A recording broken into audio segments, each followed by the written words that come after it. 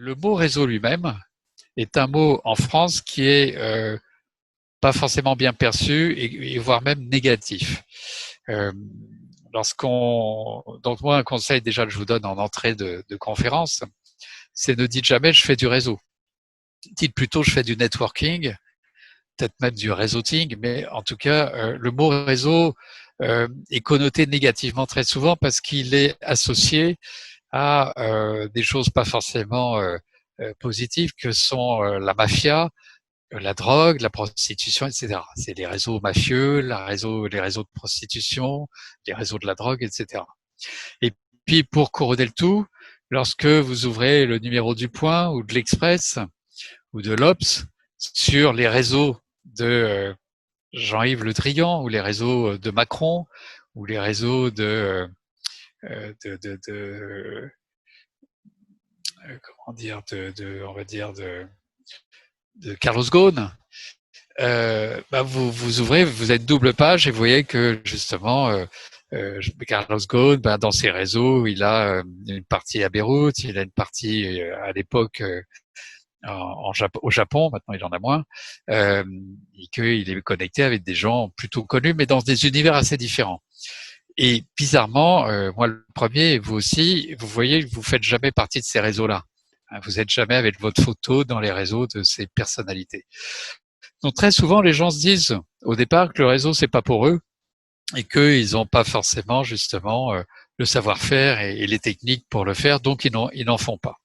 Donc c'est dommage et c'est tout l'objet de cette conférence, c'est vous expliquer tout l'intérêt du réseau et surtout vous expliquer comment faire efficacement du réseau. Alors, quand vous êtes en recherche d'emploi, vous êtes face à 4 dictatures. La première dictature, c'est une dictature que vous connaissez bien, c'est la dictature du CV. C'est-à-dire que quand, par exemple, vous répondez à une annonce, la plupart du temps, vous allez envoyer votre CV et que vous aurez peu de chances d'apparaître en chair et en os devant le recruteur. Pourquoi? Parce que le recruteur va recevoir entre 200 et 500 CV, qu'il va faire une présélection peut-être d'une dizaine de CV, ensuite appeler les dites personnes sélectionnées et n'en recevoir que 5 après cette première sélection.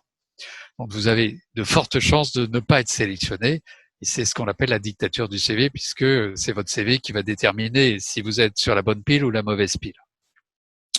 La deuxième dictature, c'est la dictature du copier-coller.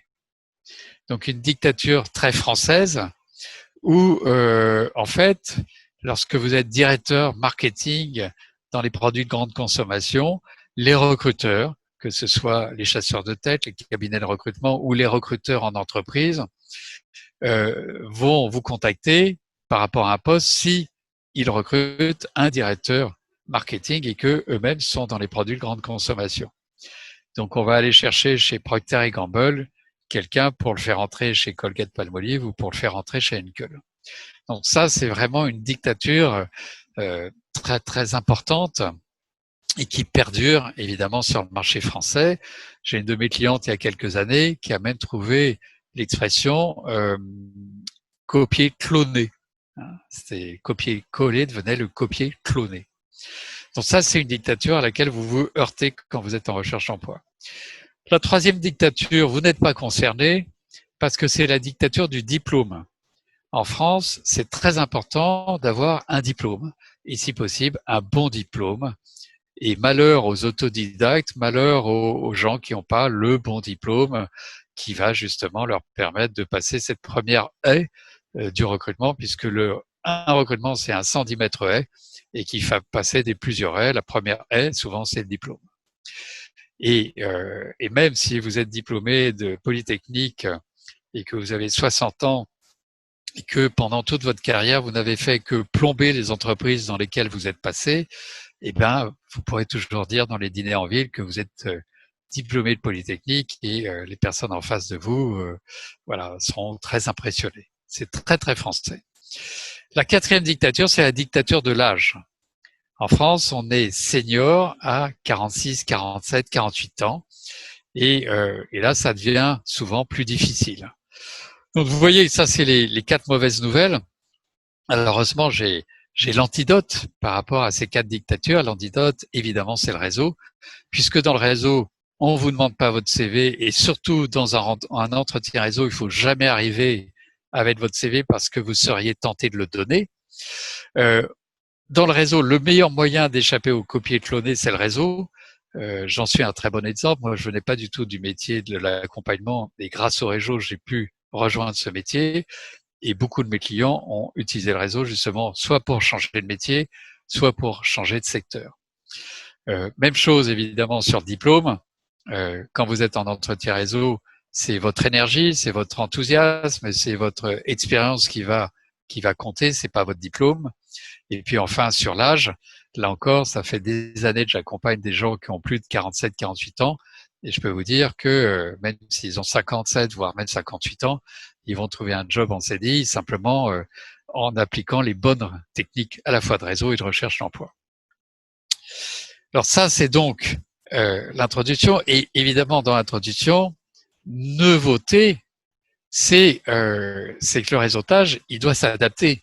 Et il doit s'adapter à la crise sanitaire et à la crise économique. Donc c'est pour ça que je vais reprendre les fondamentaux du réseau, et à chaque fois, je vous donnerai ma vision de l'adaptation nécessaire compte tenu de la situation actuelle, c'est-à-dire d'une situation de crise que l'on connaît tous. Donc on va passer en revue les 11 facteurs clés de la réussite, du succès, pour justement trouver un job grâce au réseau. Donc le premier facteur clé, c'est le projet. Donc pour faire du réseau en recherche d'emploi, il faut un projet qui tienne la route. Donc ne demandez pas au réseau de trouver votre projet pour vous, c'est pas au réseau de le trouver, c'est à vous de le trouver avec l'aide soit d'un consultant, soit de votre service d'alumni, de carrière, soit avec un coach, soit avec un ami qui est capable de vous aider. Mais c'est très important, quand vous vous lancez dans le réseau, d'avoir un projet clair, précis, simple, et un projet qui puisse enthousiasmer, ou en tout cas intéresser les gens que vous allez rencontrer. Et pour intéresser les gens que vous allez rencontrer, pour que votre projet leur parle, il faut que votre projet, vous l'incarniez. Donc, il faut que vraiment vous croyez en votre projet. Il faut que ce projet, ce soit un projet qui vous dynamise vous-même. Car il n'y a rien de plus pénible de recevoir quelqu'un en réseau qui ne croit pas en son projet. Alors, la crise, qu'est-ce que ça apporte au projet? La crise apporte au projet que plus que jamais, votre projet doit être réaliste et réalisable. C'est-à-dire que, évidemment, si vous allez dans un métier qui aujourd'hui connaît des difficultés, ou dans un secteur qui connaît des difficultés, vous avez peu de chances pour que ça fonctionne. Donc, à vous, de bien ciseler ce projet et de bien vérifier qu'il soit aujourd'hui réalisable dans le contexte actuel, et aussi dans votre projet, mettre en avant des qualités qui vont être appréciées par rapport à la pandémie, par rapport à la situation économique. Une des qualités aujourd'hui, c'est la capacité à gérer des crises. C'est la capacité à être adaptable, à être agile, à être réactif, à justement réinventer des process et à se remettre en question. C'est très important. Il faut que non seulement votre projet tienne la route, mais qu'en plus, derrière ce projet, vous mettiez en avant des qualités qui sont particulièrement appréciées aujourd'hui compte tenu du contexte. Le deuxième facteur clé de succès, c'est le ciblage. Dans le réseau, il faut comprendre que ce qui fonctionne, ce n'est pas la réaction, mais la proaction. Le réseau réactif ne fonctionne pas. Pourquoi? Parce que le réseau réactif consiste à appeler un certain nombre de personnes en disant « ça y est, je suis en recherche d'emploi, si tu entends parler de quelque chose, tu m'appelles ». Et ensuite de s'asseoir dans son canapé, cossu, de baisser un peu la lumière, d'allumer la télévision et de regarder Netflix en boucle. Donc ça, il faut éviter ça, évidemment, parce que ça, ce réseau-là ne fonctionne pas. Le réseau qui fonctionne, c'est un réseau proactif, c'est-à-dire c'est à vous de déterminer des cibles et d'aller rencontrer des gens dans l'écosystème qui est défini à la fois par votre projet et par vos cibles. Et plus vous allez rencontrer de gens dans cet écosystème, plus vous allez vous rendre visible et lisible et sans doute attractif. Et à ce moment-là, il y aura toujours des personnes qui, dans les 100 personnes que vous allez rencontrer, vont à un moment ou à un autre vous appeler en disant « Tiens, j'ai vu quelque chose qui pourrait vous intéresser, il faut appeler un tel ou il faut vous mettre en relation avec une telle. » Donc ça, c'est très très important de bien comprendre que la clé numéro 2 du succès de votre réseautage, de votre réseauting, c'est justement de lister des cibles et d'aller rencontrer des gens autour ou dans ces cibles. Autour des cibles, ça peut être de rencontrer des agences de publicité, des agences de digital, des cabinets de conseil en stratégie qui travaillent pour ces cibles. Moi, j'ai un client il y a quelques années qui s'est fait mettre sur un poste chez Renault grâce au Boston Consulting Group, donc grâce au BCG, parce qu'il avait un de ses copains qui travaillait au BCG et qui avait parlé de lui au grand patron de l'époque de Renault, qu'il avait reçu, qui lui avait fait une proposition. Donc ça, c'est le facteur clé numéro 2. Facteur clé numéro 3 consiste à... alors, je reviens sur le numéro 2 juste pour vous donner un petit bémol. C'est évidemment vos cibles aujourd'hui, il faut que ce soit des cibles qui aient le vent en poupe. Donc si vous me dites mes cibles aujourd'hui, c'est Croisière Costa, c'est le Club Med, c'est Air France, c'est Airbus et ainsi de suite, je pense que ça va être compliqué et votre recherche d'emploi va être compliquée. Donc vous savez qu'aujourd'hui, on est sur une situation de reprise d'activité en cas. Le cas, ça veut dire qu'il y a une branche qui descend, c'est tous ces secteurs qui sont très impactés et méchamment impactés pour un certain temps par la crise, avec des entreprises au sein de ces secteurs. Et puis la branche du cas qui monte, c'est les secteurs qui s'en tirent plutôt pas mal, voire très bien de la crise, parce que justement, ils sont pas trop impactés par la crise et que le rebond va les concerner en premier lieu, évidemment. Donc maintenant, je passe au facteur clé numéro 3. Le facteur clé numéro 3, c'est d'exploiter le réseau indirect. Ça veut dire quoi? Ça veut dire que le réseau qui fonctionne, ce n'est pas le premier cercle. Le premier cercle est défini par les personnes que vous connaissez et qui vous connaissent. Hein. Ce cercle-là est un tremplin, mais c'est dans les deuxième, troisième et quatrième cercles, c'est-à-dire très souvent auprès de gens que vous ne connaissez pas, que vous allez détecter l'opportunité qui va vous sourire et qui va justement générer le CDI que vous attendez et que vous recherchez. Donc très important de surtout ne pas rester scotché dans votre premier cercle et de passer le plus rapidement possible au deuxième, troisième et quatrième cercle, c'est-à-dire rencontrer des gens que vous ne connaissez pas. Le bémol ou l'information que je donne par rapport à la crise, c'est que c'est plus difficile aujourd'hui de passer dans ces deuxième, troisième et quatrième cercles et que, on va le voir après, ça va demander une recommandation forte. Donc, ça me permet de passer au facteur clé numéro 4, qui est la recommandation justement. La recommandation, c'est la clé du réseau. C'est la clé numéro 4, mais c'est vraiment la grosse clé du réseau. Pourquoi? Parce que vous pouvez dans le réseau rencontrer des gens que vous voulez rencontrer, mais des gens que vous ne connaissez pas et qui ne vous connaissent pas, grâce à une bonne recommandation. Donc, si vous voulez rencontrer Emmanuel Macron, Jean Castex, Carlos Ghosn, enfin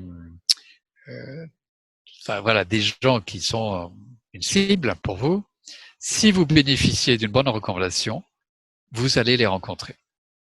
Alors, une bonne recommandation, c'est quelqu'un qui dit « Tu peux appeler de ma part monsieur untel ou madame untel, et si tu l'appelles de ma part, normalement, il va te recevoir ou accepter de parler avec toi. » Alors, qu'est-ce que la crise change à cela? Elle change simplement le fait que, plus que jamais, la recommandation doit être très solide. Donc, plus que jamais, il faut vérifier la solidité, la force de cette recommandation. Pour cela, quand on vous donne un nom, par exemple, on dit, ben, voilà, tu peux appeler Hervé Bomelard. Voilà, c'est quelqu'un qui travaille dans le placement, je pense que ce serait intéressant que tu le rencontres. On vous donne un nom, il faut poser 2 questions essentielles et 2 questions complémentaires. Première question que vous allez poser à la personne qui vous donne ce nom. Très bien, Hervé Baumelin, est-ce que je peux le contacter de ta part? Donc, vérifiez toujours que la personne en face de vous ne soit pas juste un name dropper, mais soit vraiment quelqu'un qui s'engage en disant oui, oui, tu peux le contacter de ma part. Donc, il faut obtenir un premier oui. Deuxième question, si je l'appelle de ta part ou si je le contacte de ta part, est-ce que tu penses qu'il aura le temps de me recevoir? Ça, c'est une façon de vérifier justement la solidité de la recommandation. Il y a des recommandations plus ou moins solides, plus ou moins faibles. Là, avec cette deuxième question, si vous obtenez en réponse un oui, on peut penser que la recommandation est solide. Les 2 questions complémentaires, c'est plus pour faciliter la mise en relation, c'est de dire est-ce que tu as ses coordonnées? Et là, il faut récupérer son adresse mail et son numéro de téléphone portable ou fixe. Et la question suivante, c'est comment vous connaissez-vous? Pourquoi cette 4e question est importante? Parce qu'elle va vous permettre de faciliter l'échauffement social le jour où vous allez rencontrer la personne justement dont on vous a indiqué le nom. Donc ça, très important d'effectuer toutes ces, de poser toutes ces questions et d'obtenir évidemment les réponses positives que vous attendez. La clé numéro 5, c'est la demande. Quand vous êtes en réseau, vous êtes en position de demande. Alors, vous pouvez tout demander en réseau.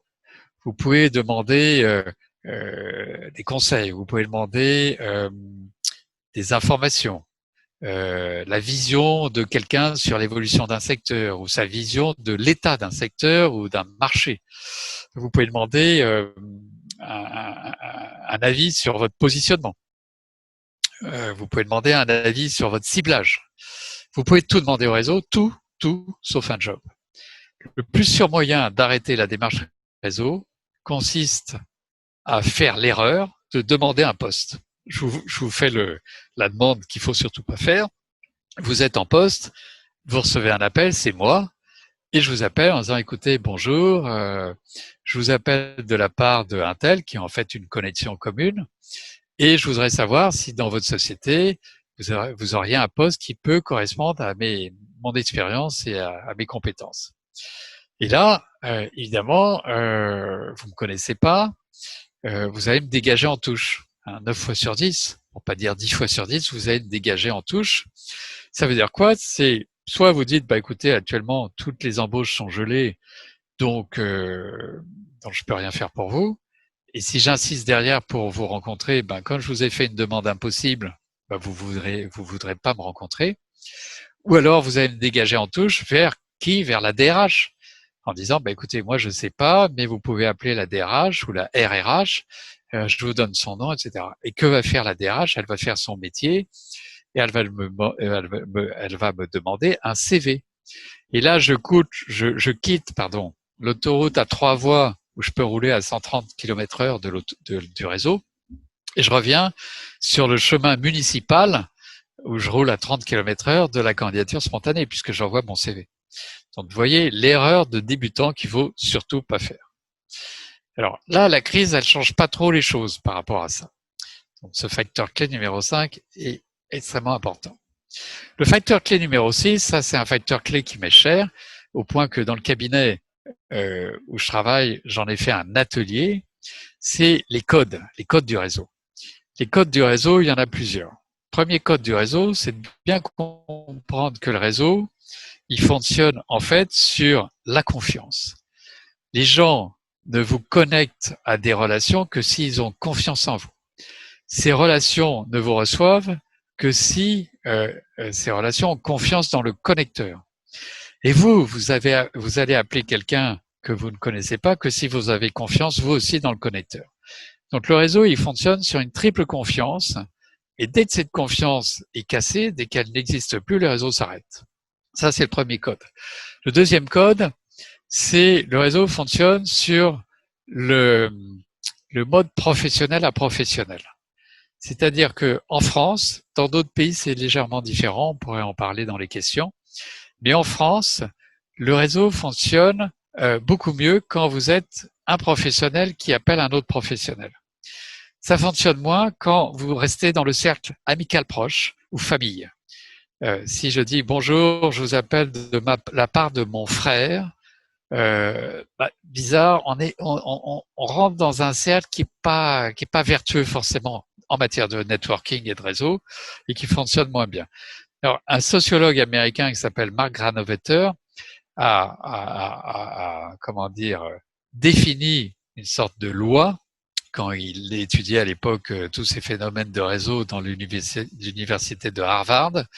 Il appelle ça la force des liens faibles et la faiblesse des liens forts.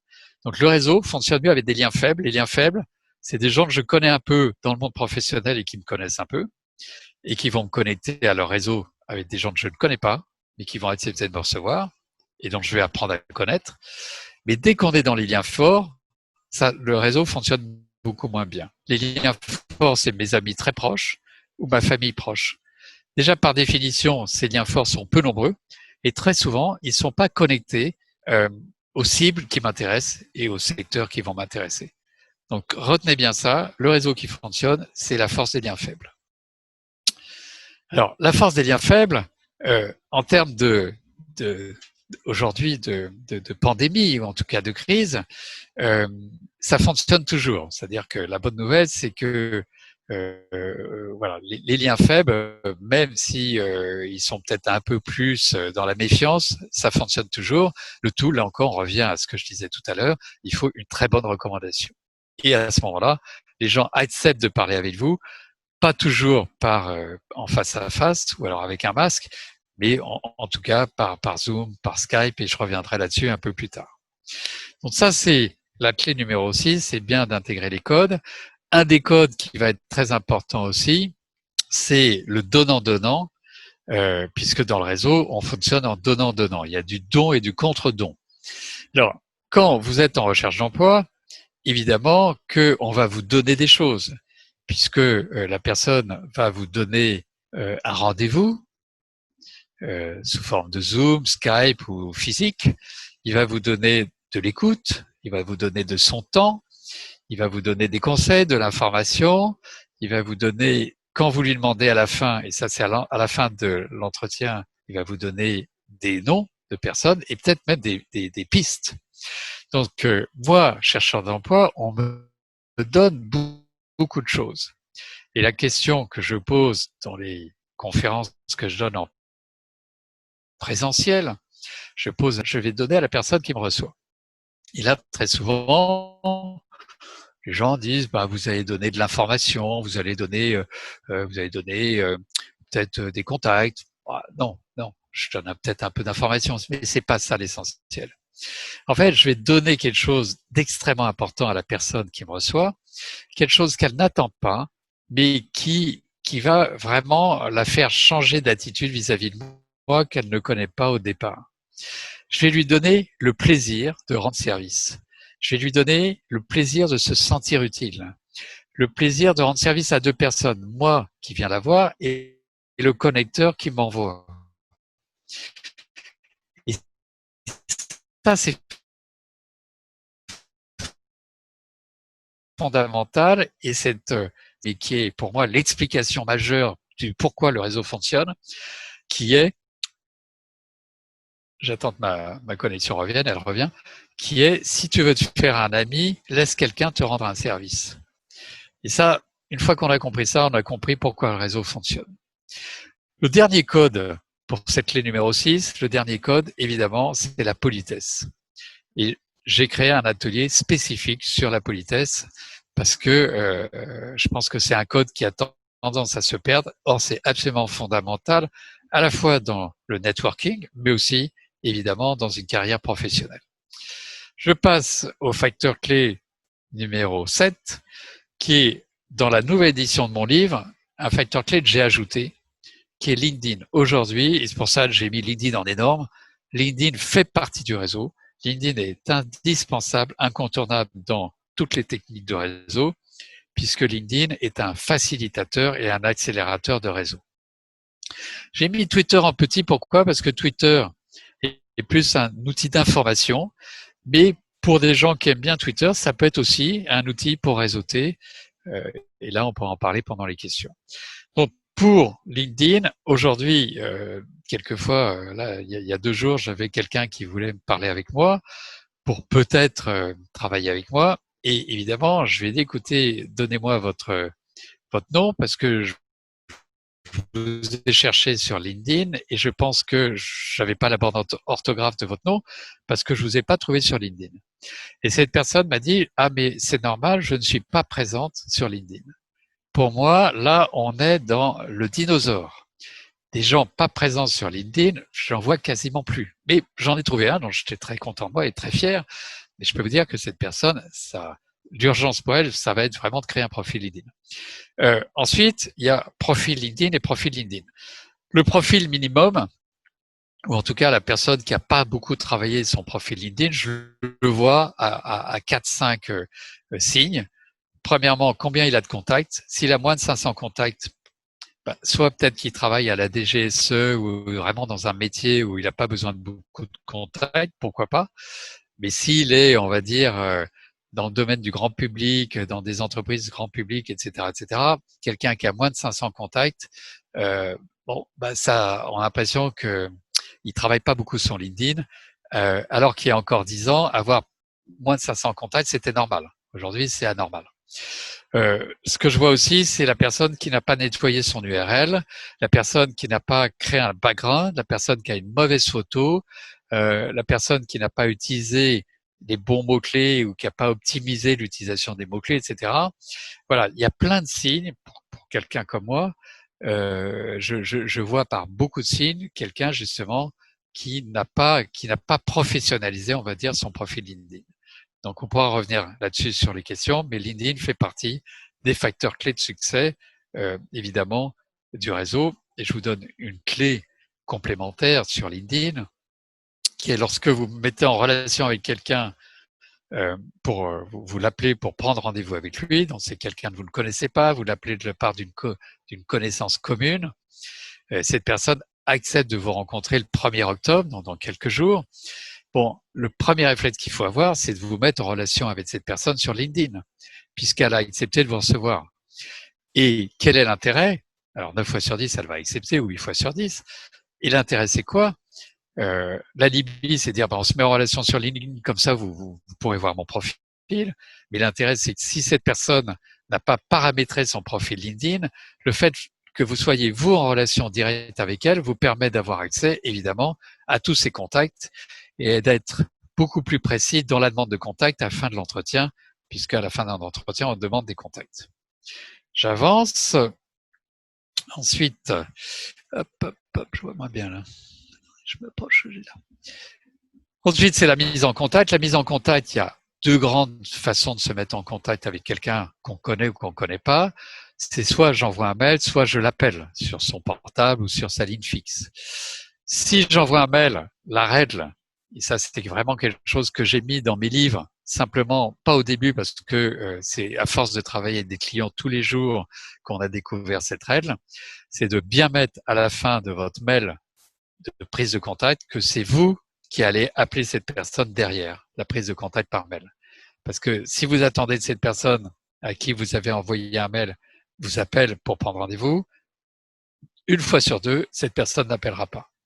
Donc, on a compris ça. Donc, ce qui est important à la fin de votre mail, c'est de dire si vous êtes d'accord sur la rencontre que vous lui proposez, si vous êtes d'accord sur le principe d'une rencontre prochaine, je vous propose de vous appeler sous 48 heures pour fixer une date et une heure à votre convenance. Très important. Bon, d'autres personnes du réseau vont appeler directement. Et dans ce cas-là, la règle, c'est de ne pas laisser de message et d'appeler jusqu'à ce que la personne raccroche. Ou si vous laissez un message, de dire que vous allez rappeler.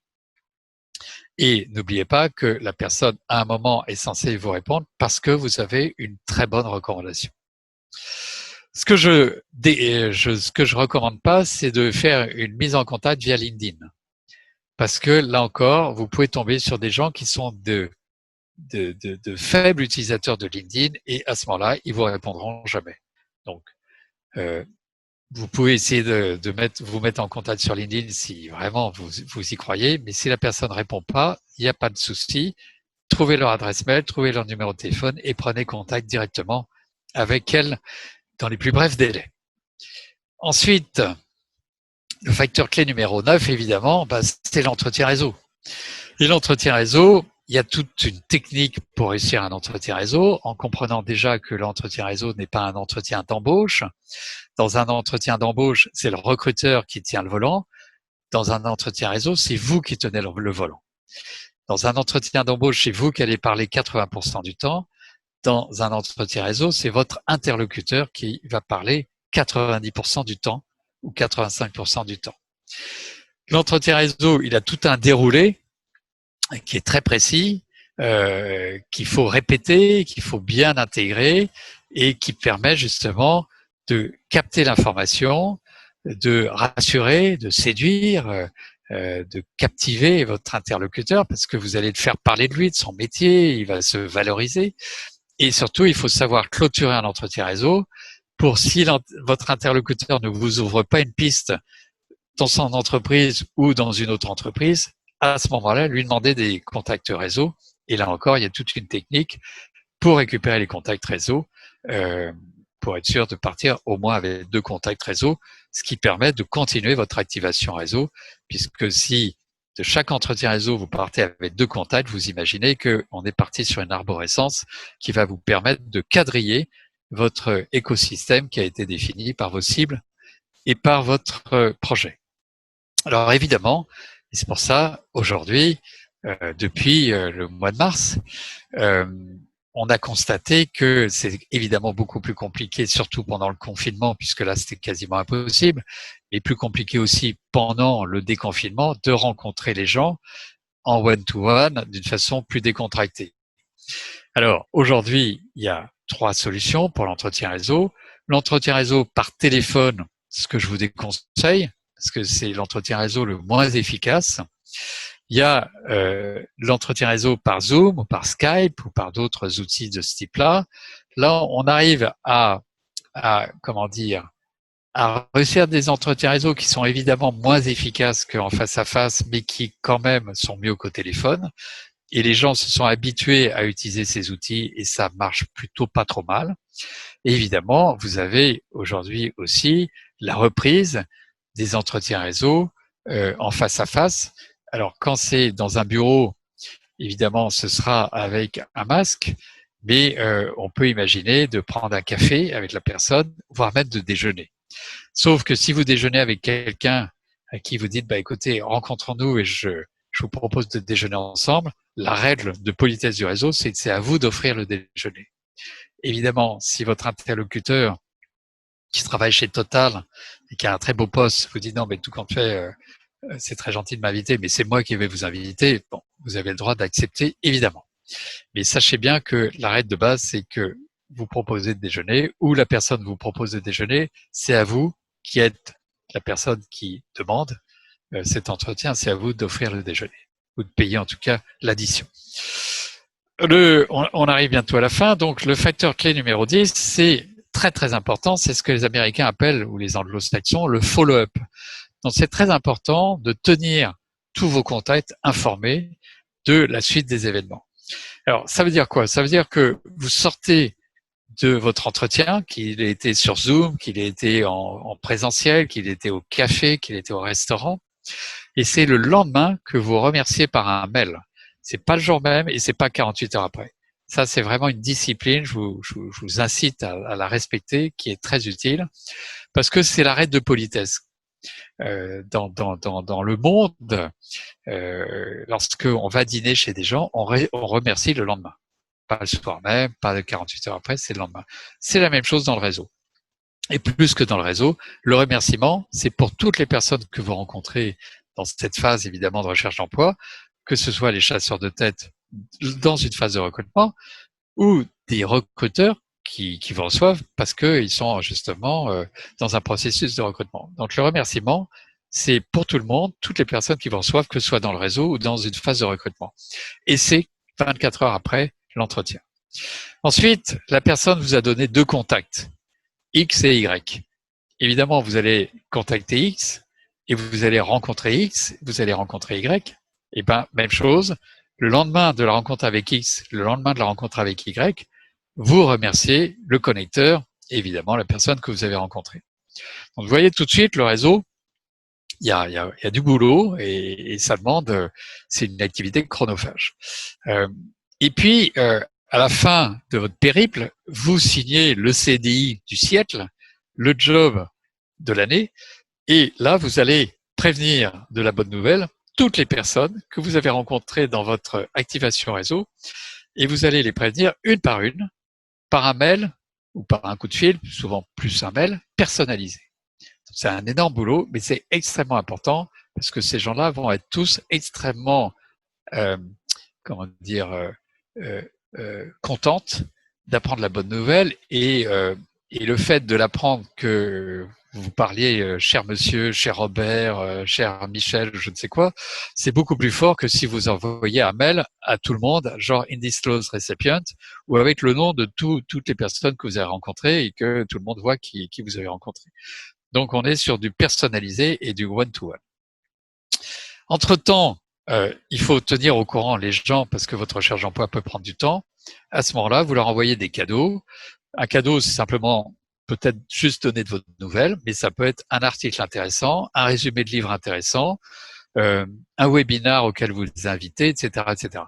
Pensez à toutes les personnes du réseau pour que tous les 2 mois, ils aient des nouvelles de votre part et que ces personnes vous aident dans ce qu'on appelle leur top of mind, c'est-à-dire le haut du cerveau, et qu'elles vous oublient surtout pas. Pour qu'elles vous oublient pas, il faut que vous ne les oubliez pas. Et on va passer au dernier, la dernière clé, évidemment, c'est que le réseau, et c'est la mauvaise nouvelle, c'est que c'est chronophage. La bonne nouvelle, c'est que les personnes en transition de carrière, c'est-à-dire qui ne sont plus en poste, ont le temps de faire du réseau, alors que les personnes en poste, elles, sont désavantagées par rapport au réseau puisqu'elles n'ont pas le temps de faire du réseau. Donc, pour faire du réseau, il faut être très très organisé, il faut surtout rien oublier, tout noter, etc. Et pour ça, alors, il y avait la vieille méthode avec le tableau Excel. Hein. Je vois encore quelques clients qui ont des vieux tableaux Excel qui explosent au bout d'un certain temps. Et vous avez des outils maintenant, et entre autres un outil que j'ai co-créé avec un de mes anciens clients, qui s'appelle jobfinder.fr, qui est un outil qui vous permet de gérer toute votre recherche d'emploi sur, pas que sur le réseau, mais toute votre recherche d'emploi. Et jobfinder.fr, donc, c'est un accélérateur de recherche d'emploi, et il y a plusieurs fonctionnalités. La première, c'est de pouvoir mettre toute votre recherche d'emploi, les pistes, les contacts, les rendez-vous, les comptes rendus, les documents attachés, etc., sur une seule plateforme qui est évidemment sur le cloud, donc accessible d'une tablette, d'un téléphone ou de votre ordinateur, évidemment. Ensuite, vous avez dans Job Finder, deuxième fonctionnalité, des fiches conseils par rapport à tous les aspects de la recherche d'emploi, le CV, le réseau, les chasseurs de tête, etc. Donc, qui sont issus d'un certain nombre de livres, dont les miens, mais pas que les miens. On a une 80 fiches conseils, mais vraiment sur tout ce qu'un chercheur d'emploi a besoin, des fiches de 15 lignes qui vous donnent les bons conseils. Ensuite, vous avez des outils, c'est la troisième fonctionnalité. Des outils, c'est par exemple des check-up,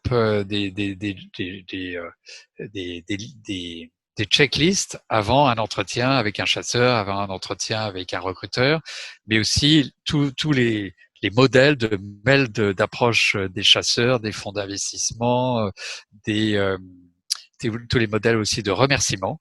Donc, on vous donne les modèles, un ou deux modèles par thème, et il suffit de les importer sur votre PC, de les mettre à votre sauce, et vous gagnez un temps fou plutôt que de réinventer la roue à chaque fois que vous devez remercier quelqu'un. Et puis, la dernière fonctionnalité, c'est tout ce qui est annuaire. Donc, annuaire des job boards, tous les job boards importants à connaître, annuaire des cabinets de management de transition si vous avez des velléités d'aller dans ce genre d'activité, et évidemment les annuaires de chasseurs de tête. Alors, les top parisiens, hein, les 40 plus gros chasseurs de Paris. Vous avez ensuite les 300 autres, ce que j'appelle la deuxième division, des chasseurs un peu plus petits qui sont à Paris et ailleurs. Et on a aussi les chasseurs anglais, les chasseurs suisses, les chasseurs belges, et on vient juste d'ajouter sur Job Finder les chasseurs italiens, les chasseurs allemands, les chasseurs espagnols, les chasseurs de New York et les chasseurs de Singapour, parce que nos clients, enfin les utilisateurs plutôt de Job Finder, ont demandé à ce que justement il y ait plus de possibilités, et on va bientôt, j'espère d'ici Noël, ajouter les annuaires des fonds d'investissement. Alors, pour ceux qui s'intéressent, il faut savoir que Job Finder, d'abord, c'est gratuit dans la version freemium, qui vous donne accès à la première fonctionnalité, c'est-à-dire ce tableau de suivi. Enfin, c'est cet outil de suivi plutôt qu'un tableau. Mais si vous voulez avoir accès à toutes les fonctionnalités à 100%, à ce moment-là, il y a le mode premium. Et pour le mode premium, je vous ai mis un code de réduction, ce qui vous permet d'avoir une réduction de 40%. Et donc, notez-le bien pour ceux que ça peut intéresser. Ça s'appelle conf 777 777, donc 5-7 qui suivent conf en majuscule. Et ça vous permet d'avoir une réduction pour avoir accès à toutes les fonctionnalités de ce merveilleux outil avec lequel, enfin, tous mes clients chez Enjeux Dirigeants, on travaille là-dessus, et voilà. Et moi, ça me facilite aussi mon métier, parce que ils me donnent accès à tout leur tableau de suivi, enfin tout leur suivi, et ça me permet moi de suivre tout ce qu'ils font, même s'ils sont pas en face de moi, ce qui est très pratique et très intéressant. Donc j'ai fini. La conclusion, vous l'avez compris, vous avez le choix aujourd'hui, surtout en période de crise, encore plus en période de crise, entre networking ou not working. Donc à vous de choisir. Et par rapport à ça, hop, c'est là où j'ai. Voilà, les deux livres. Donc le premier livre, c'est donc la 7e édition de ce livre qui s'appelle Trouver le bon job grâce au réseau, qui a très très bien marché. Moi, j'ai écrit 7 livres. C'est évidemment le livre qui marche le mieux, 35 000 exemplaires. On tape bientôt dans les 40 000.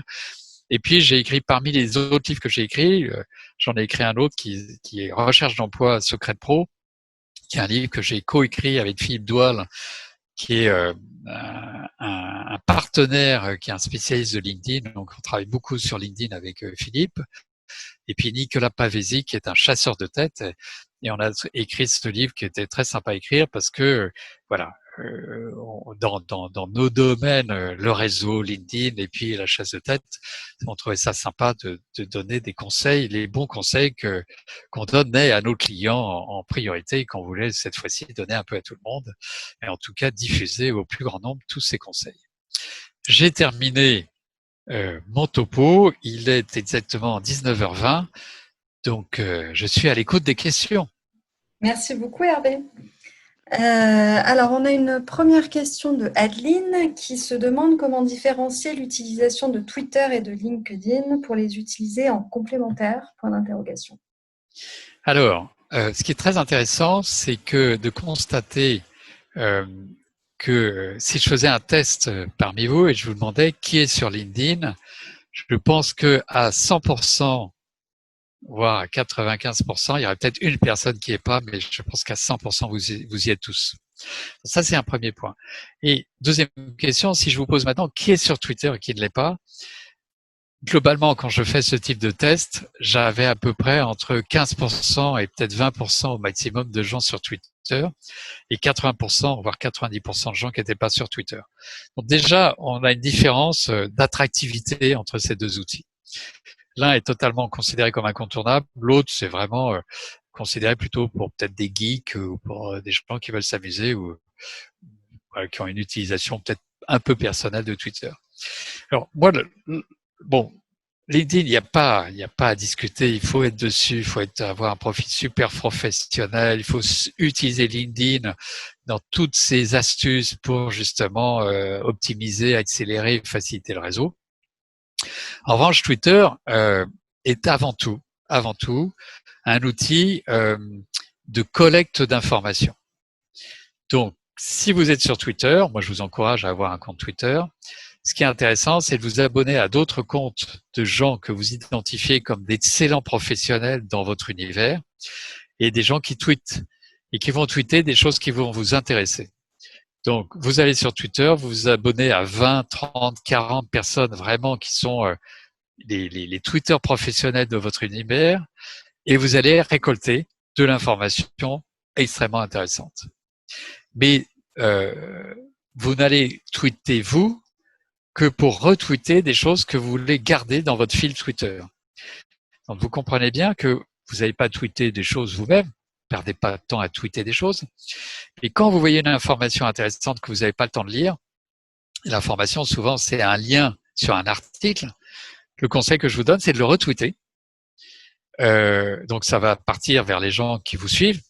Par définition, si vous débutez, il n'y aura pas grand monde qui va vous suivre, mais ça vous permet de garder cette information pour pouvoir la lire plus tard, plutôt que la perdre, puisqu'elle va se perdre sinon dans le fil Twitter, qui est simplement quelque chose où tout s'écrase au fil des heures et des minutes. Donc voilà, LinkedIn, super outil de réseautage. Twitter, avant tout, un outil de collecte d'informations que vous n'avez pas forcément trouvé ailleurs. Et si vous voulez ensuite réseauter sur Twitter, alors là, on rentre dans vraiment du haut de gamme, c'est de suivre quelqu'un et de faire en sorte qu'il vous suive. Et si vous vous suivez mutuellement, à ce moment-là, vous pouvez rentrer en contact avec cette personne et lui proposer un échange, une rencontre ou un Zoom quelconque. Voilà pour la réponse à cette première question. Merci beaucoup Hervé. On a beaucoup de questions. Question d'Alexis qui voudrait savoir si vous pouvez revenir sur le déroulé de l'entretien réseau.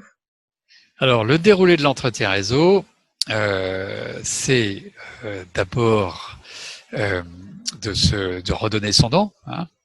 Alors, si vous avez été introduit par l'assistante, mais toujours redonner son nom. En disant, voilà, Hervé Baumelin, je serais très très content de vous rencontrer. Ensuite, toujours rappeler, deuxième étape, évidemment, remercier la personne de vous recevoir. Deuxième étape, toujours rappeler le nom de la personne qui vous envoie. Parce que on s'est rendu compte que la personne qui vous reçoit, très souvent, ne se souvient pas de la part de qui vous venez. Donc, c'est une façon de la rassurer, peut-être de la remotiver aussi en disant, donc je viens de la part d'eux. Donc voilà, ça c'est deuxième étape. Troisième étape, toujours vérifier le temps disponible. Donc c'est de dire, alors soit vous étiez mis d'accord au téléphone auparavant, soit vous le savez pas, et dans ce cas-là, c'est dire de combien de temps disposez-vous. Ça va être très important parce que si vous dites, écoutez, j'ai 45 minutes, ça vous permet de savoir qu'à la 40e minute, il va falloir arrêter l'entretien pour vous mettre en position de demander des contacts si, pendant l'entretien, il vous a pas ouvert une piste en interne ou ailleurs. Ensuite, c'est vous qui prenez la main. Quatrième étape, c'est dire, écoutez, merci encore de me recevoir. Ce que je vous propose, c'est, si vous êtes d'accord, c'est d'abord que je me présente très rapidement et ensuite que je vienne au motif et à ma demande initiale par rapport à ce rendez-vous. Donc, c'est vous qui établissez le plan de l'entretien, simplement pour que ça parte pas dans n'importe quelle direction. Et à ce moment-là, vous êtes sur le pitch, c'est-à-dire la PP2M, la présentation personnelle en 2 minutes, et c'est 2 minutes maximum. Si vous pouvez faire moins, c'est encore mieux, où vous allez dire votre présentation, et là, elle est répétée, elle est adaptée à l'interlocuteur, etc. À la fin de la présentation, c'est dire, est-ce que c'est clair pour vous, ma présentation? Oui, c'est très clair. Et à ce moment-là, vous enchaînez sur, donc, ce que je vous demande aujourd'hui, et je vous remercie encore, c'est de m'éclairer sur, et là, si vous êtes sur la demande, évidemment, que vous aviez déjà faite par téléphone ou par mail initialement. Ensuite, c'est à lui de parler, donc surtout, laissez-le parler, relancez-le, mais surtout, ne parlez pas à sa place. Et quand vous arrivez à 5 minutes de la fin, il faut arrêter l'entretien. Et là, pour arrêter l'entretien, il suffit simplement de le remercier en disant, écoutez, je vois que l'heure tourne, on arrive bientôt à la fin du temps qui était imparti. Je tenais vraiment à vous remercier pour les très bons conseils que vous m'avez donnés, pour l'éclairage que vous m'avez donné sur le secteur de X, Y, Z. Et justement, par rapport à la démarche que je suis actuellement, est-ce que vous voyez d'autres personnes intéressantes à rencontrer?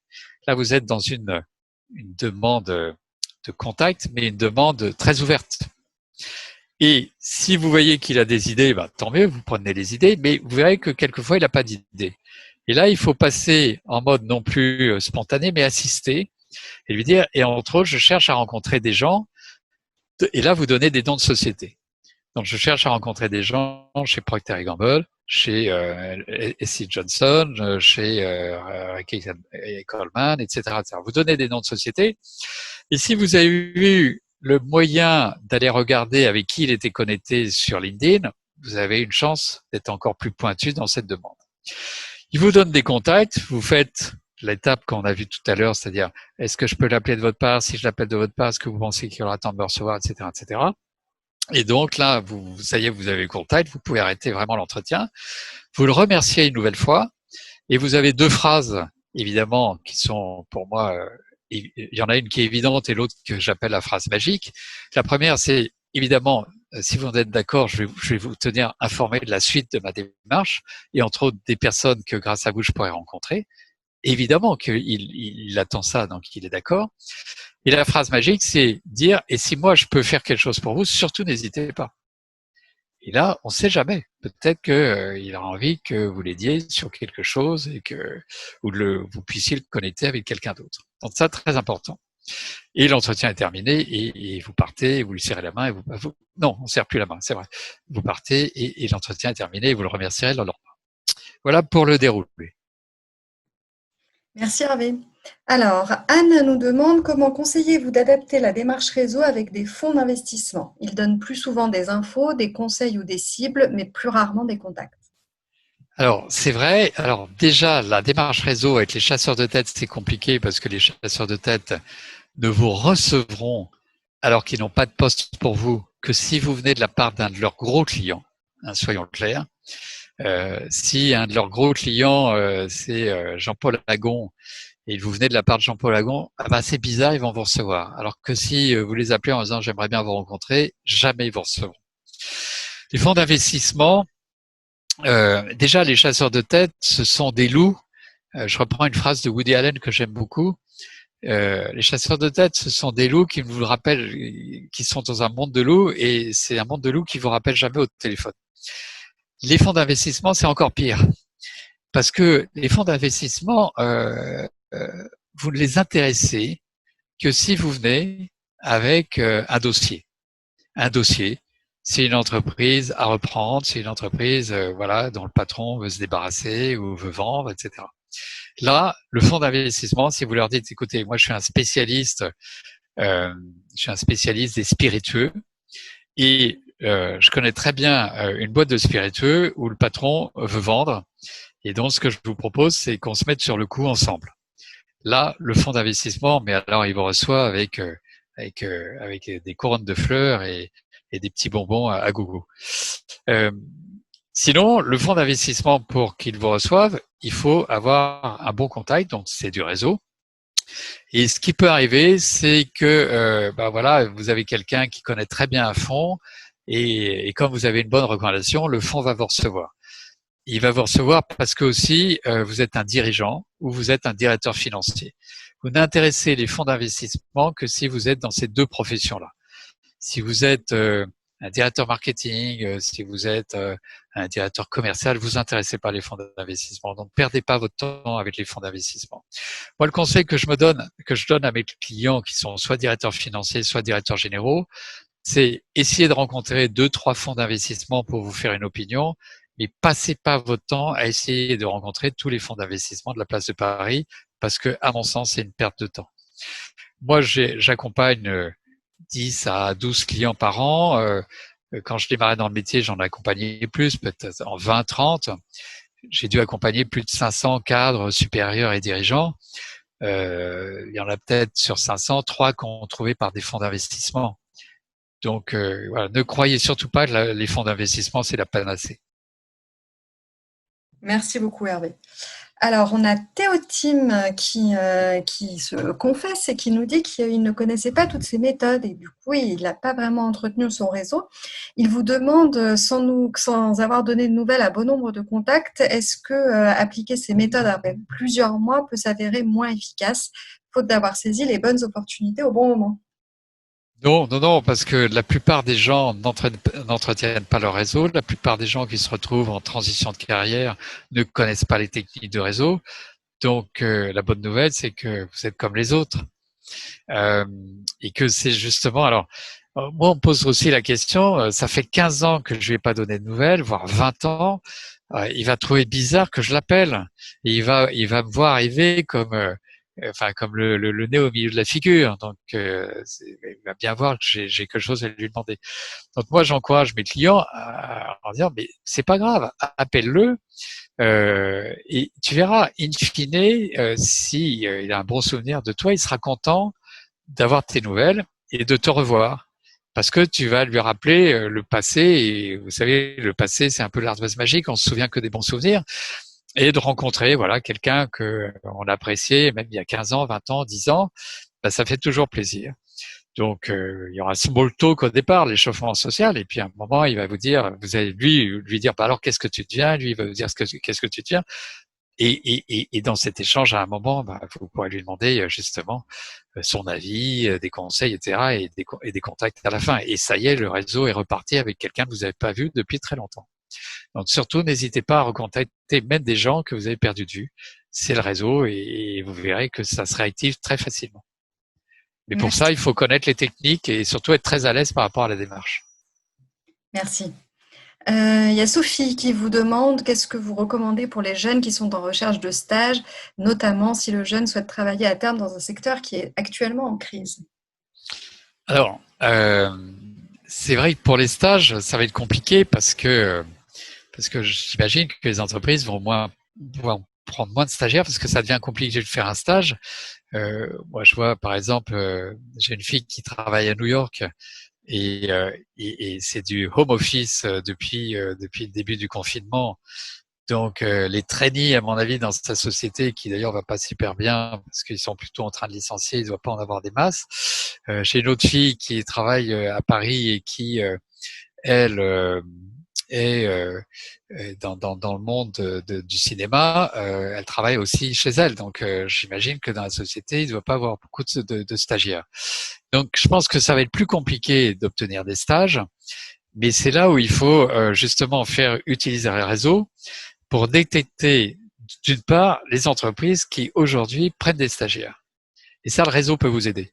Donc, il faut rencontrer déjà dans votre premier cercle, parler aux gens en disant, tiens, est-ce que dans ta société ou dans les sociétés que tu connais, de ton conjoint, ta femme, de ton frère ou je ne sais quoi, est-ce que tu pourrais te renseigner pour voir s'il y a des stagiaires qui sont pris. Ça, c'est la première chose. Et dans un secteur sinistré, ça va être encore plus compliqué. Donc, moi, j'ai un fils qui a 15 ans. Je sais que l'année dernière, il a fait son stage de troisième.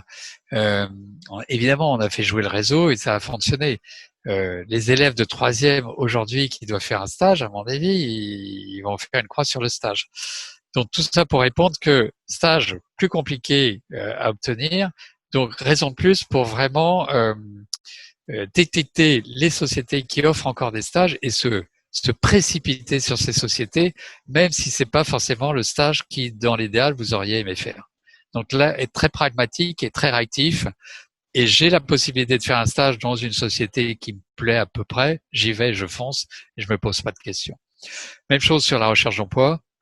Aujourd'hui, avec nos clients, si on voit qu'on leur propose un job aujourd'hui, fin septembre, qui est pas forcément le job de leur rêve, mais qui est un job en CDI plutôt bien payé, où ils vont faire des choses intéressantes, on leur dit, bah écoute, attends, là tu as un job, tu fonces et surtout t'attends pas, parce que si tu attends et tu le prends pas, dans 3 mois ou dans 6 mois, si t'as pas trouvé, mais alors tu vas t'en mordre les doigts jusqu'au sang.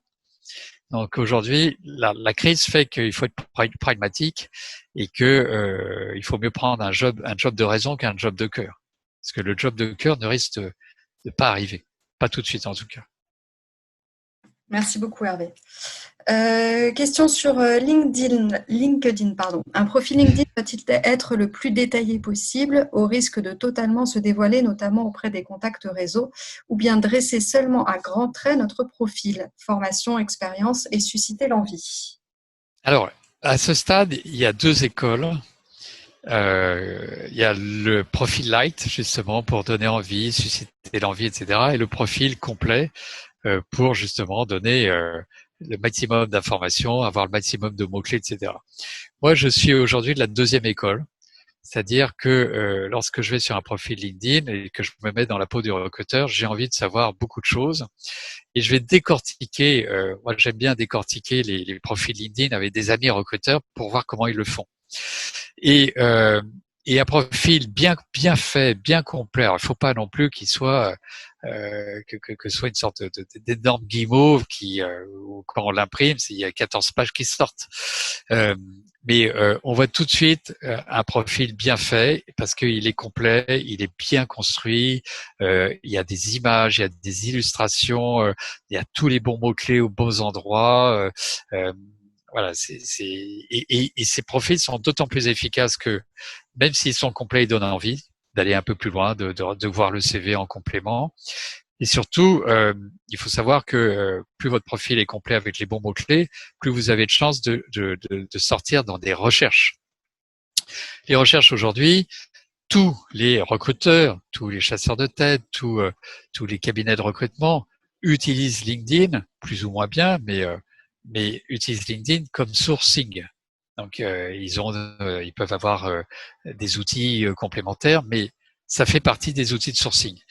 Donc raison de plus pour vraiment soigner son profil LinkedIn. Et donc je suis, et je conclue là-dessus, je suis de la deuxième école. Il faut mieux avoir un profil bien complet avec tout ce qu'il faut qu'un profil light.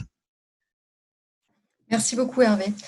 Jean-Paul demande, existe-t-il un annuaire pour retrouver facilement les contacts téléphoniques des décideurs? Alors non, il n'y a pas d'annuaire magique. Il y a exécutive, il y a nomination. Alors ça, c'est des outils que les cabinets d'outplacement payent pour leurs clients. Il y a de mémoire le Compass aussi, on peut récupérer, mais ça, c'est des outils voilà, qu'on peut récupérer peut-être quelquefois dans des associations. Euh, Là, j'ai commandé le Woozoo parce que ça fait longtemps que j'ai pas eu le Woozoo et c'est amusant, je l'ai toujours pas vu arriver. Euh, il y a pas d'outils. Alors, il y a les annuaires d'anciens, évidemment, d'école. Euh, mais non, c'est plus par l'agrégation de différents outils qu'on peut trouver ça. Il n'y a pas l'outil miracle. Mais il y a peut-être un outil miracle là. Alors il y a aussi, oui, il y avait aussi euh, un bouquin comme ça qui doit toujours exister, qui s'appelait Le guide des états-majors, où il y avait aussi ce type d'information. Donc en fait, voilà, il faut essayer de trouver ces différentes sources et les agréger, ou en tout cas, elles se complètent les unes les autres. Mais c'est toujours un peu le parcours du combattant, c'est clair. Et je pense que les décideurs n'ont aucune envie que leurs coordonnées soient diffusées. Euh, voilà. Sur Job Finder, ce qu'on essaye de faire, et on y arrive plutôt pas trop mal, c'est justement de trouver les coordonnées personnelles de chaque chasseur de tête pour éviter de passer par le standard. Mais dans certains cabinets, on n'arrive pas à trouver les coordonnées de chaque chasseur. Donc, euh, donc voilà, c'est quelque chose en tout cas qui fait partie du travail, on va dire, du chercheur d'emploi, c'est de collecter cette information et ça prend du temps. C'est là encore chronophage.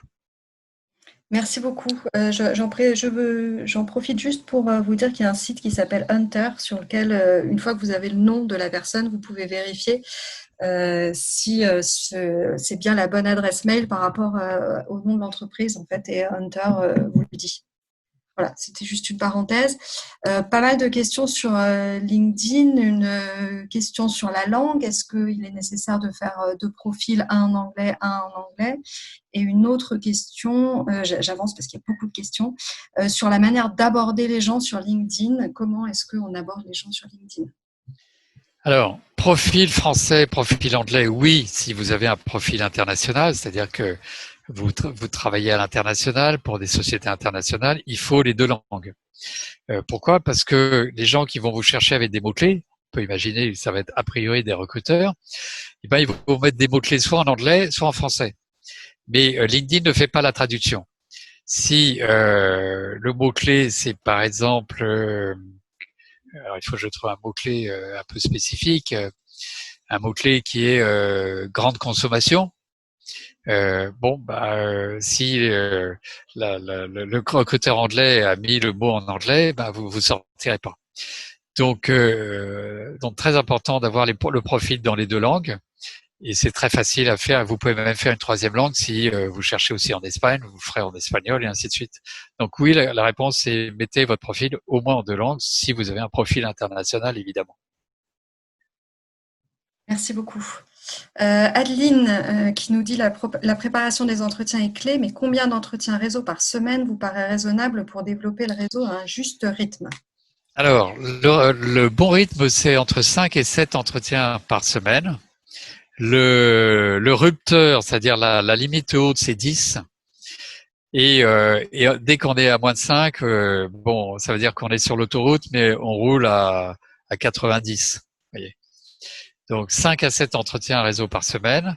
Mais les entretiens, ça peut être avec évidemment des décideurs, des connecteurs, des veilleurs, des informateurs. Hein. On va pas que faire des rendez-vous avec des décideurs. Ensuite, j'ai eu des clients comme ça qui sont montés jusqu'à 15, jusqu'à 20 entretiens réseau par semaine. Alors je pense à celui qui était à 20 entretiens réseau par semaine. Il bâclait ses entretiens réseau. Et le problème, c'est que l'entretien réseau, c'est un fusil à un coup. C'est-à-dire que la personne vous reçoit une fois, mais elle vous recevra pas une deuxième fois. Et celui qui faisait jusqu'à 15, 16 entretiens, il s'appelait Gilles. Il est toujours vivant. Il s'appelle Gilles, mais il a retrouvé un job depuis. À la fin, il a fait un burn-out du réseau, c'est-à-dire qu'il se mélangeait dans les rendez-vous. Il arrivait au rendez-vous qui était prévu à 18h à 9h du matin.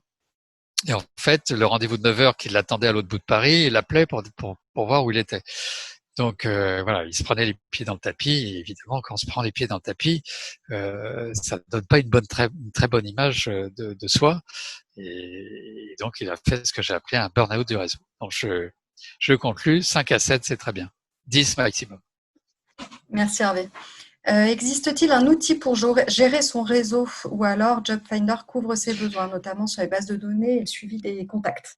JobFinder, puisque moi-même, je suis pas en recherche d'emploi, mais j'utilise JobFinder pour toutes les personnes que je rencontre pour garder une trace. Donc, quand je rencontre quelqu'un, donc je le mets sur JobFinder, c'est-à-dire je mets son nom, ses coordonnées, etc. J'attache son profil LinkedIn. Et je demande à la personne que je reçois, à titre amical, mais c'est moi qui la reçois, lorsqu'elle me remercie, je dis, bah, vous voyez, maintenant il faut me remercier. Et dans le remerciement, ce que je vous demande, c'est d'envoyer un compte rendu de notre réunion. Et qu'est-ce que je fais? Je reçois donc le mail avec le compte rendu de la réunion. Très souvent, la personne fait ça sur le mail. Hein, c'est 10 lignes. Et je fais un copier-coller, je colle ça dans, justement, dans JobFinder, dans le descriptif de la réunion. Et comme ça, voilà, j'ai une trace de ce qu'on s'est dit il y a 10 ans, il y a 5 ans, il y a 6 mois. Merci Hervé. 2 dernières questions. Le moyen d'atteindre les conseils d'administration qui sont assez peu sur LinkedIn ou en tout cas pas affichés et qui peuvent vous voir comme des concurrents. Alors, conseil d'administration, ce que je comprends derrière la question, c'est je veux être un administrateur. C'est ça la question? Je veux rentrer dans un conseil d'administration dont j'ai fait la formation de l'IFA ou de l'EM Lyon ou de l'ESTEC et je veux rentrer dans un conseil d'administration, c'est ça? Alors, je vais attendre la réponse d'Alexander. Du coup, je pose l'autre question. Oui, allons-y. Non, pardon. Non, je suis DG et veux cibler au-dessus. Ah oui, d'accord. Donc, je veux... alors, pour moi, on peut tout à fait faire du réseau avec des administrateurs d'une société pour se faire connaître et pour que l'administrateur parle de mon profil à quelqu'un qui pourrait être en recherche d'un profil proche du mien, ou parce que le dirigeant va bientôt partir et que ça y est, on pense à le remplacer. Dans ce cas-là, c'est là encore du réseau, c'est-à-dire qu'il faut que, grâce à différents contacts, j'identifie dans mes cibles des gens qui font partie des conseils d'administration de ces cibles et qui me connectent à un des administrateurs pour qu'il accepte de me rencontrer et que, si tout va bien, derrière, il accepte de me mettre en contact avec un décideur ou un autre administrateur pour que, à un moment ou à un autre, je puisse accéder à peut-être le poste que je convoite, etc. Donc, ça fonctionne pour moi le réseau. Enfin, pour l'avoir vécu avec des clients, le réseau fonctionne très bien et peut tout à fait me permettre de détecter les bonnes personnes dans les conseils d'administration à rencontrer.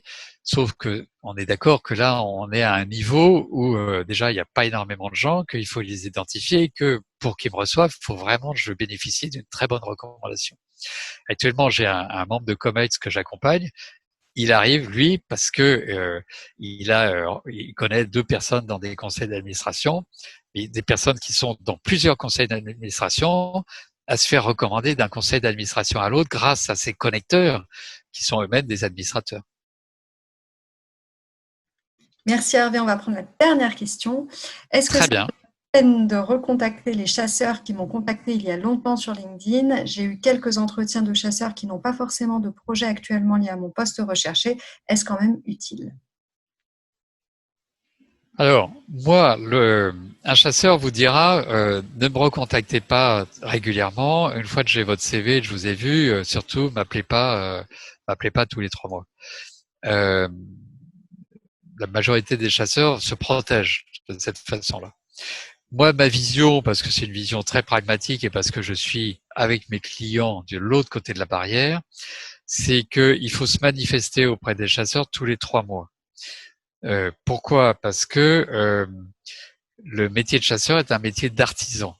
Donc, on peut imaginer qu'ils sont super bien organisés, que quand ils ont des bases de données, ils cliquent sur 2-3 boutons et tout de suite, il y a les bons CV qui remontent. Non. Alors, je vous prends un exemple et pour moi, il est édifiant. Donc, je travaille avec une de mes clientes qui est directrice marketing et on démarre. La première chose qu'on fait dans une recherche d'emploi, c'est de faire un mailing chasseur. Donc, on envoie le CV en français et en anglais à tous les chasseurs de France et de Navarre, en tout cas ceux qu'on a sélectionnés. Et voilà, et on envoie ça, il se passe rien. Bon, voilà, peut-être 2-3 entretiens de courtoisie, mais il se passe rien. On fait une deuxième vague 3 mois après, quelques retours, mais pas grand-chose, en tout cas pas de piste. Et je me souviens, c'était au mois d'octobre, il y a quelques années, on fait la troisième vague. Et l'alibi pour renvoyer son CV, c'est veuillez trouver si joint la nouvelle version de mon CV. C'était un bon alibi puisque mon CV a été modifié, donc c'est normal que j'envoie la version à jour au chasseur de tête. Et je me souviens très bien, elle a envoyé, donc elle a fait son mailing auprès des 40 grands chasseurs de tête de la place parisienne le mardi matin. Le mardi à 15 heures, elle avait un coup de fil d'un de ses chasseurs qui disait bah, écoutez, chère madame, est-ce que vous pouvez venir nous voir dans la semaine? Donc on prend rendez-vous jeudi parce que on a quelque chose qui pourrait vous intéresser. Elle prend rendez-vous. Il y avait une piste. C'était chez je ne vais pas citer la marque, mais en tout cas une marque, on va dire, dans l'électroménager. Et elle a fait son 110 mètres web parce que la recherche d'emploi, c'est un marathon. Hein. Vous démarrez, ça y est, il y a le coup de pistolet du départ, vous avez votre dossard et vous courez avec les autres. Et le seul problème par rapport au marathon, c'est que vous allez courir longtemps, mais vous savez pas combien de temps. Et qu'il faut pas vous écrouler sur la route parce que si vous vous écroulez, vous avez des crampes, c'est pas bon. Et au fil de ce marathon, vous allez courir au milieu de ce marathon plusieurs centimètres haies. Et les centimètres haies, c'est passer des haies, parce que là, il y a une course, c'est qu'il y a un poste. Il faut passer la première haie, la deuxième, la troisième, et il faut arriver premier. Et là, donc, elle arrive dans le 110 mètres haies, elle passe les haies, elle est arrivée première, elle a été retenue. Donc là, le son que j'en ai tiré de cela, et je l'ai vécu pour d'autres cas, c'est vraiment, faut vraiment rester dans le top of mind, là encore, des chasseurs de tête. Et dans les grands cabinets, qu'est-ce qui va lire votre CV? C'est-à-dire votre CV, vous l'envoyez à un chasseur connu, voilà, qui est sur la practice qui vous correspond. Mais c'est pas lui qui va ouvrir le mail, c'est son chargé de recherche. Et le chargé de recherche, il est au courant de toutes les postes qui sont actuellement en recherche dans le cabinet, postes qui ne sont pas connus du grand public. Et c'est lui qui va vous orienter votre CV vers le bon chasseur, etc. Donc voilà, je réponds. Voilà, il faut vraiment envoyer très régulièrement votre CV, le réenvoyer à tous les chasseurs de tête importants pour vous, évidemment. Merci beaucoup Hervé, c'était la dernière question. Eh ben, merci à vous tous et toutes, et puis ça fut un plaisir de partager ces quelques moments avec vous, et je vous souhaite surtout beaucoup de succès pour ceux qui sont en recherche d'emploi dans votre recherche d'emploi, beaucoup de succès dans votre carrière, beaucoup de succès évidemment dans le réseau en recherche d'emploi et en général. Merci beaucoup pour le temps que vous nous avez accordé. J'espère à tous que vous avez passé un bon moment, que vous avez appris plein de choses. Jean-Paul, je suis désolée, Hunter, c'est gratuit. J'ai oublié de vous répondre, excusez-moi. On se retrouve le 30, il y a la rentrée des tribus. Allez vous inscrire si vous n'êtes pas inscrit, donc sur notre site. Et le premier, une soirée spéciale pitch. Comment réussir son pitch, donc un atelier qui va exactement dans le sens de tout ce que vous avez reçu aujourd'hui. Agnès, merci pour ta participation. Hervé, nous sommes tous à votre disposition. Si un jour vous avez besoin de notre aide, n'hésitez pas. Et je vous souhaite une bonne soirée à tous et à très bientôt. Merci, à bientôt. Merci Hervé, bonne soirée. Bonne soirée.